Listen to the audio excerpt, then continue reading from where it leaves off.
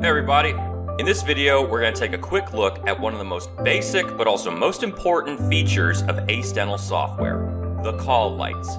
Just about every dental practice uses something like this to let each doctor or hygienist know when their patient has arrived and in which treatment room they'll be working. On the bottom right-hand screen, you'll see abbreviations for each provider in the office. We recommend assigning a unique color for every provider just to keep things organized. You can assign colors in the provider setup window.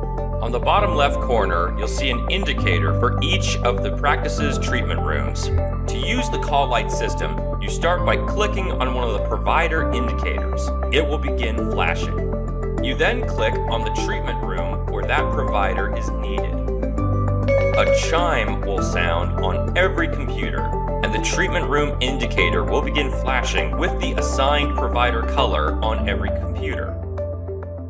The provider acknowledges the call by clicking on the treatment room indicator. Doing this will make the indicator stop flashing and return to white. Thanks for watching. We really hope this video helps you, and of course, thank you for choosing Ace Dental software.